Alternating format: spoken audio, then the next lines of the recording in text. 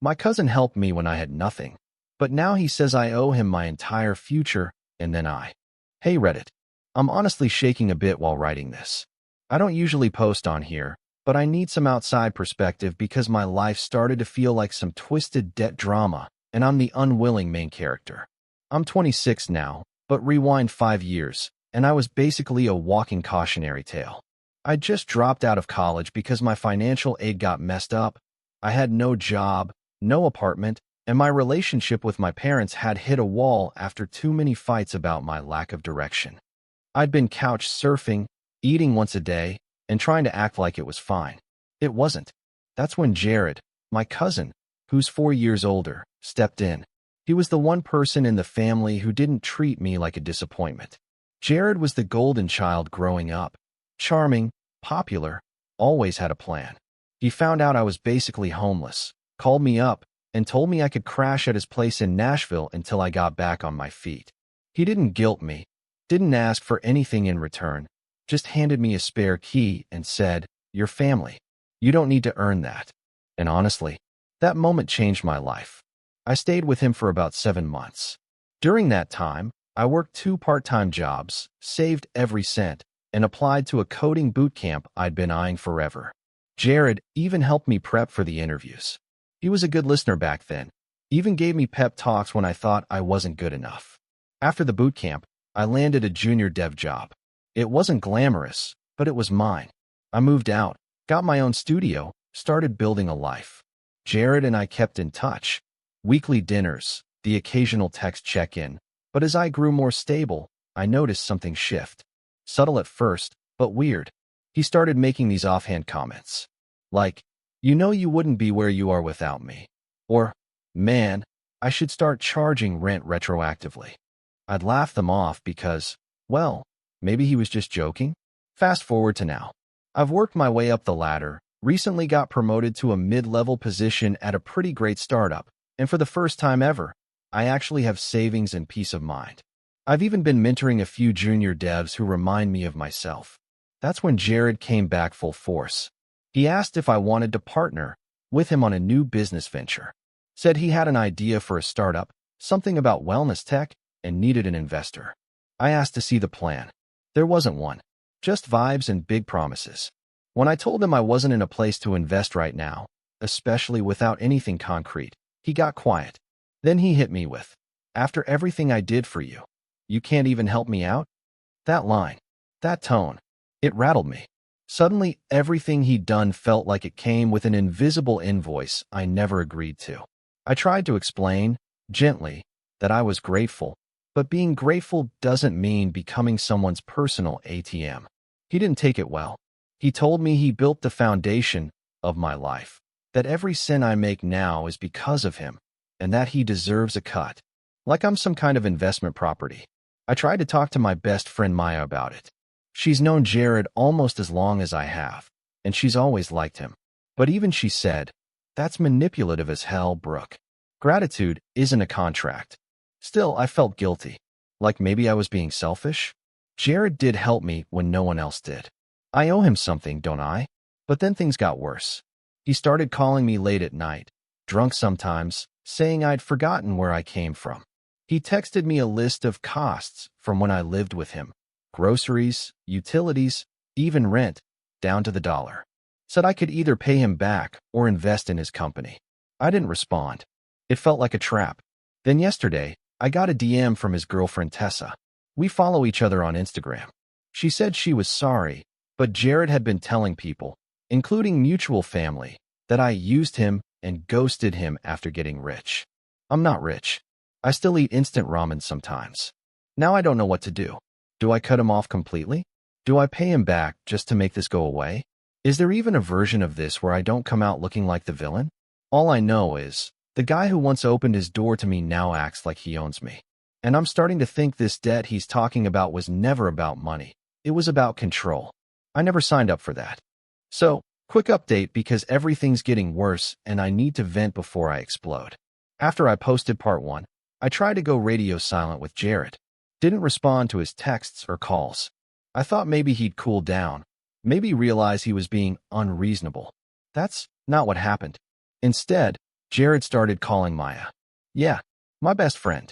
He tracked her number down, probably through our mutual friends or LinkedIn or something, and left her a series of voicemails. Not casual, hey, tell Brooke to call me stuff either. These were manipulative guilt trips and full-on rants about how ungrateful I've become, how I'm letting tech money turn me into a snob, and how he's the only reason I'm not face down in a ditch somewhere. Classy. Maya forwarded me the voicemails. I listened to one and had to pause halfway through. The way he talks about me, like I'm some brat who cashed in on his charity and ran off, felt like a gut punch. He ended the second message with, "She can run, but this isn't over." And the worst part? I still felt guilty. I caught myself opening my Venmo app like I was about to send him $5,000 just to shut him up.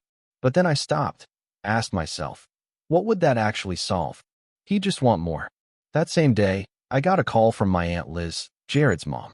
We've always been friendly, though not super close. She sounded chipper at first, but then casually mentioned, "I heard there's some tension between you and Jared. He's really hurt, honey. Says you've turned your back on the only person who ever believed in you." It took everything in me not to snap. I asked her, gently, if she knew Jared was sending me itemized debt lists from 5 years ago and trying to guilt trip me into funding his startup. Her response? Well, maybe it's not about money. Maybe he just wants to be a part of your success. A part of my success? He wants to own it. That night, I finally caved and answered one of Jared's calls. It was the first time we spoke in weeks, and I was hoping, stupidly, maybe, that we could reset. We couldn't. He started off with, "Wow, finally decided to acknowledge me, like I was some flaky ex." I told him I wasn't avoiding him out of malice. I just needed space. His response, "You've had 5 years of space, Brooke." I asked him point blank, "What is it you actually want from me?" His answer? Recognition, compensation, and a little loyalty. It was so rehearsed I almost laughed. I told him I was grateful, truly, but I didn't owe him my future for something he chose to do out of kindness. That's when he got quiet, like the dangerous kind of quiet, and said, "You think success just happens? I built your platform. You stood on my shoulders. And now you want to pretend I'm not part of your story." I said, "You are part of my story, but you don't get to write it." Click. He hung up. I figured that would be the end of it. I was wrong. 3 days later, Jared sent me an email with the subject line, "Formal request for repayment." Attached was a PDF. No joke, an actual invoice for $18,642.73, broken down by room rental, emotional support, career mentorship, and my personal favorite, network access fee.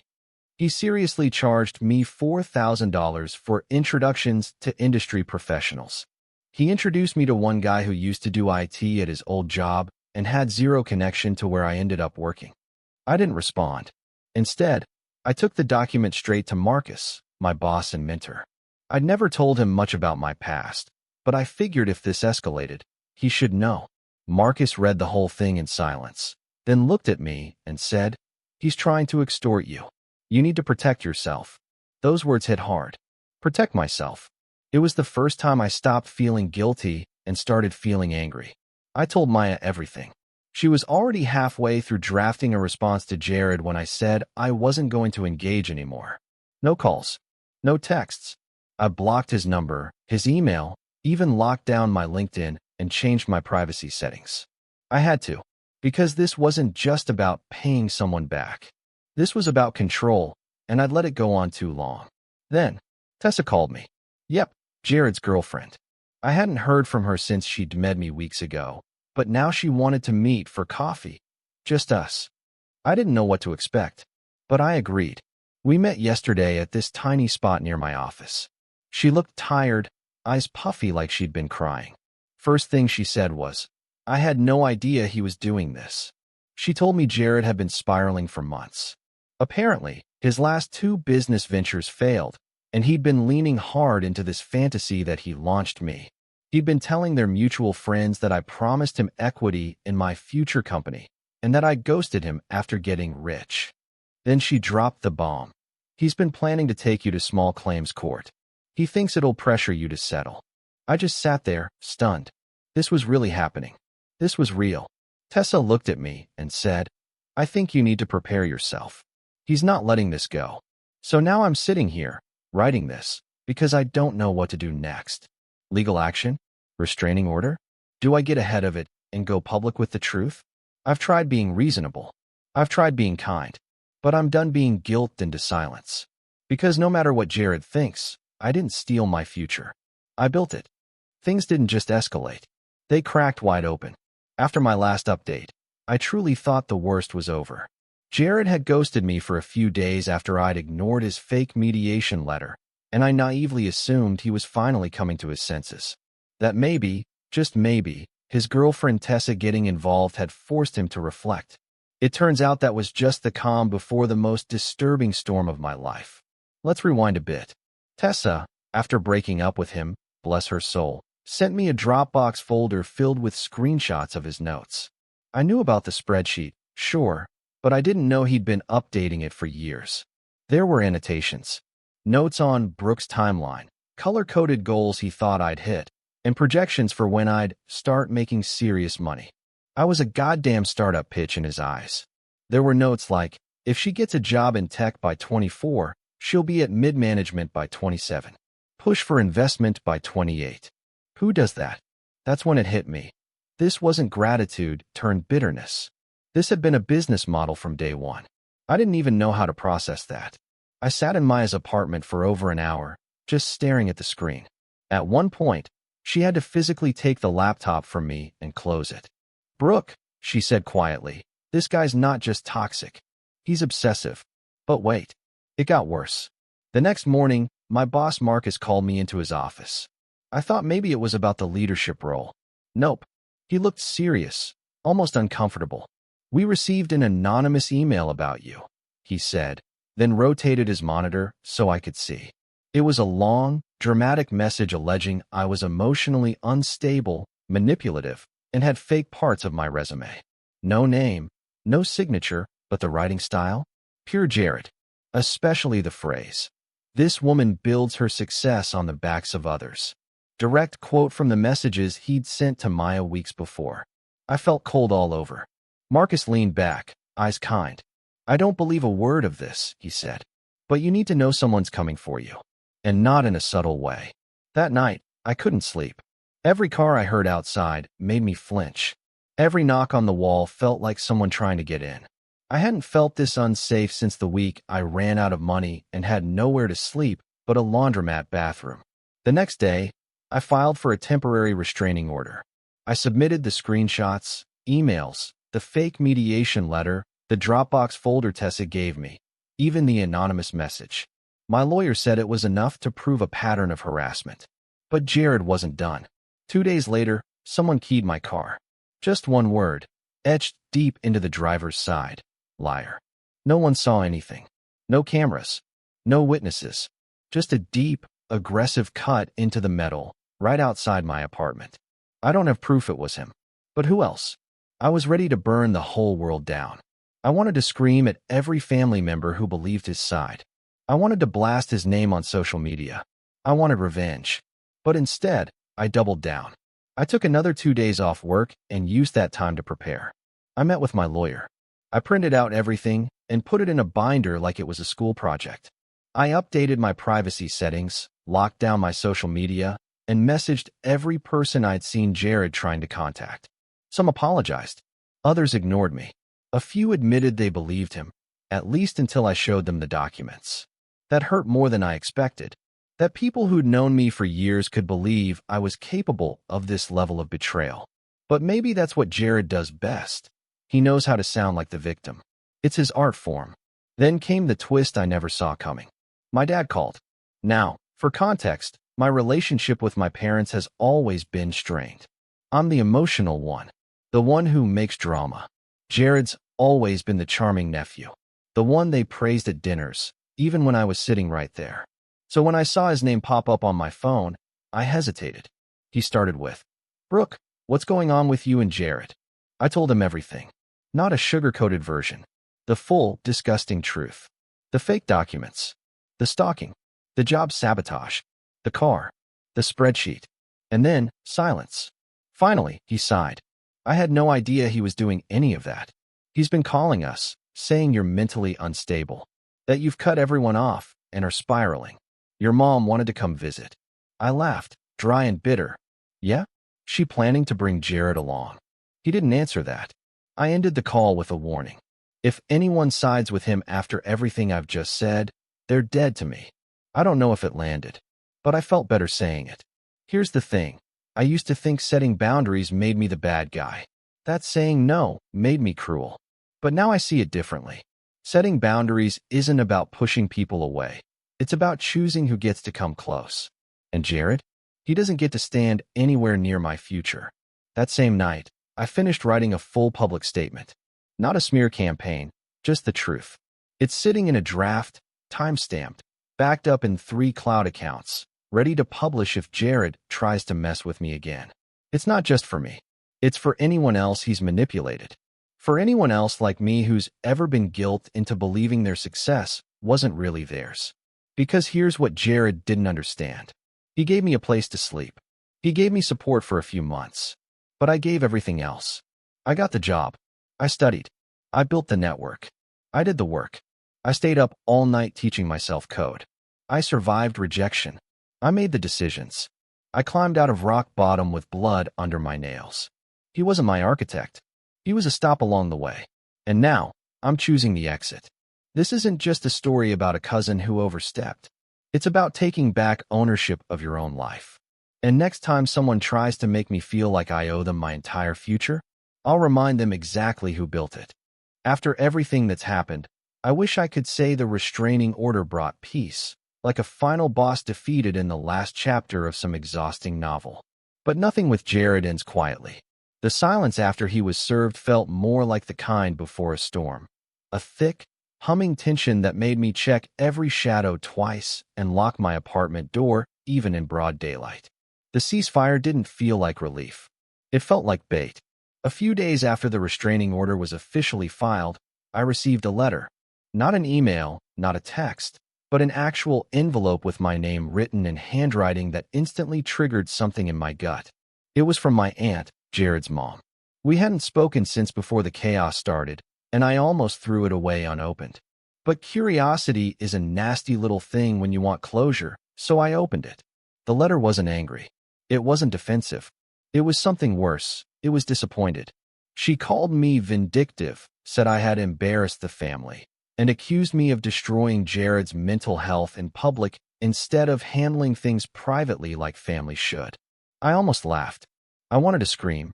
Handling things privately is how abuse survives. But I didn't write back. What could I even say to someone who still saw him as the victim? Maya, who read the letter with me, offered to draft a response. She had a lot of things to say. Instead, I poured us whiskey and said nothing. Because here's the truth I've started to accept. Some people will never believe you, no matter how much proof you give them. Especially when the truth makes them complicit. Especially when it means admitting they raised someone capable of such twisted entitlement. But just as I was starting to rebuild my emotional walls, something happened that I truly wasn't ready for. Claire, Jared's sister, showed up. Not a call. Not a text. She showed up outside my apartment with a bag of Thai takeout and a look in her eyes that said she knew she didn't have the right to be here, but she was here anyway. I hadn't seen her in almost 2 years. She didn't say anything at first, just handed me the bag and stepped back like she was waiting for me to slam the door. I didn't. I let her in. Maybe because I needed to believe someone from that family still had a conscience. Maybe because I was too tired to keep pushing everyone away. Either way, I let her sit on my couch. What followed wasn't an apology, at least not the kind I expected. She said, I didn't know it was that bad. But I should have. She told me Jared had always been controlling, always found ways to make people feel like they owed him something. That when they were teenagers, he used to lend her things and then months later demand something 3 times as valuable. She said their parents encouraged it. Said it was just how he was. Claire said she stayed quiet about it because it was easier than confronting him, easier than being next on his list of enemies. And then she looked me in the eye and said, but what he did to you, that's not just Jared being Jared. That's sick. She also told me something that made my stomach twist. Jared had been talking to someone I worked with, someone who had access to internal systems at my company. She didn't know who, just that he'd boasted about having a way in. That's when the fear turned into fire. The next morning, I walked into Marcus's office with a folder of everything I had, again. But this time, I didn't just ask for protection. I asked for an internal review. I asked for a security audit. I said, if someone in this company is feeding information to Jared, I need to know. And to his credit, Marcus took me seriously. By the end of the week, they confirmed that no data had been breached, but Jared had contacted an old contractor who still had a login, one that was supposed to be disabled. That access was revoked immediately. The audit report was clean, but the fact that he even tried, that was it. I decided to go forward with my public statement. I published it anonymously at first, just a Medium post, stripped of names, dates, specific companies. It was called When Gratitude Becomes Ownership. I didn't expect it to get traction. It wasn't meant to go viral. It was just meant to exist. But it took off. It hit a nerve. Messages started pouring in from people, some strangers, some distant acquaintances, who'd been through the same thing. People whose family or friends had turned kindness into a contract. People who'd spent years paying emotional rent for debts they never agreed to. Then, a message came in from someone with a familiar name. Her name was Leah. She dated Jared in college. We'd met once. She said, I read your post. I think he did something similar to me, just in a different way. And then she told me her story. The gaslighting, the threats, the emotional accounting. The way he made her feel like everything he did for her came with a price tag she couldn't afford. And just like that, my story wasn't just mine anymore. I wasn't alone. So, I updated the post. I added more details. I added names. I added his name. I didn't do it to ruin him. I did it to reclaim myself. I was tired of living in the shadow of his version of the truth. If he wanted a story, I'd give him one. But this time, it would be mine. And you know what happened? He vanished. Not legally, he still exists. But the messages stopped. The whispers stopped. The accounts following me anonymously stopped refreshing. Jared went silent. I don't know if it was fear, shame, or just the realization that his grip was finally broken. But for the first time in years, I felt like I could breathe. And yet, something in me still watches every corner. Every unexpected knock on the door. Every unknown number calling late at night. Maybe that's what trauma does. It rewires your instincts, even after the threat is gone. But I'm not scared of him anymore. I'm watching. I'm ready. And most of all, I'm free. I always thought stories like this would end with some sort of grand confrontation. Like, Jared would show up on my doorstep one last time, and we'd have it out, yelling truths and venom until one of us walked away for good. But reality doesn't always crave drama. Sometimes it just craves your silence, and your absence, and your commitment to stay the hell away from the fire no matter how familiar the heat feels. After the Medium post exploded, my inbox looked like a battlefield. Half support, half chaos. Strangers poured their hearts out. Journalists sent questions. Lawyers offered consultations. But then there were the others. The ones who didn't believe me, who thought I was exaggerating, who said things like, maybe you're just bitter, or sounds like a personal issue, not something you should drag into the public. I tried not to let those get to me. I tried. But let me be honest, they did. Because when someone tries to steal your story and you finally rip it back out of their hands, you don't want to be told to be quiet. You want someone to say, I believe you, and mean it. You want to stop having to prove that your pain was real. You want to stop explaining why betrayal from someone you once loved doesn't leave obvious bruises, but it bleeds just the same. The messages that hit me hardest weren't the cruel ones. They were the ones that mirrored my own experience. Like one from a girl named Samira. She said she was 19 when her brother helped her out after she left an abusive relationship. 2 years later, he told her she owed him her next 3 paychecks. When she refused, he told the rest of their family she was ungrateful, mentally unstable, and accused her of stealing from him. It never went to court, she wrote, but it almost killed me. That line stuck with me. Because yeah, I knew that feeling. When your sense of safety shrinks so small, you can't even find room to breathe in your own skin. There's something I haven't shared with anyone before. Not even Maya. And maybe it's time. The night Jared sent me the fake mediation letter, I didn't sleep. I sat on my kitchen floor until the sun rose, staring at a butcher knife I had no intention of using, but couldn't seem to put away. I didn't want to die. Let's make that clear. I didn't. But I wanted something to stop. I didn't care what. I just wanted quiet. And the scariest part of that night wasn't the knife. It was how long I just sat, frozen, paralyzed by the weight of everything I wasn't saying, wasn't asking for help with, wasn't letting myself feel. Because admitting how far gone I was felt like giving him another win. But now, looking back, not admitting it was almost a bigger loss. So when I say that I'm in a better place, I don't mean sunshine and closure and butterflies. I mean I got the damn knife out of the kitchen. I mean I started therapy again. I mean I made peace with the idea that healing doesn't always feel good. It just feels different. Less like drowning. More like treading water with purpose. And sometimes, when the water's calm enough, I let myself remember the good Jared. Because he did exist. The one who let me cry on his couch without saying a word. The one who made pancakes at 2 a.m. when he knew I hadn't eaten. The one who told me I was smart before I believed it myself. That Jared was real. He just didn't last. The final twist came last week. I got a letter in the mail. No return address. But the handwriting? I'd recognize it anywhere. It wasn't angry. It wasn't bitter. It wasn't even apologetic. It was just a page and a half of Jared explaining how he felt like he had no legacy. That he saw in me everything he wasn't brave enough to be. That he'd spent so long convincing himself I owed him because he couldn't stand the idea of me succeeding on my own. And then, at the very end, I think I needed to ruin something to believe I still mattered. I didn't cry when I read it. I thought I would.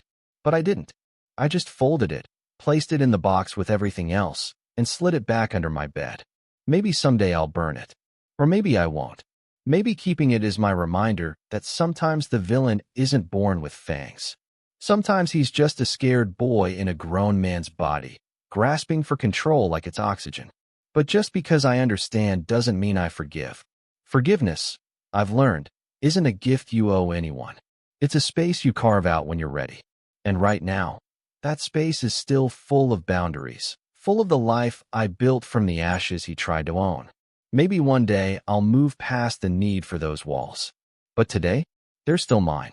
So here's where I leave it. No grand ending. No final confrontation. Just me. Still here. Still working. Still healing. Still writing. Not for revenge. Not for validation. But to remind myself, and maybe someone else reading this, that you can take the worst parts of your story and still make something beautiful out of them. You don't need permission. You don't need forgiveness. You just need breath and a little stubbornness and the willingness to write your own ending. He tried to be the author of my life. Now I am. And I'm just getting started.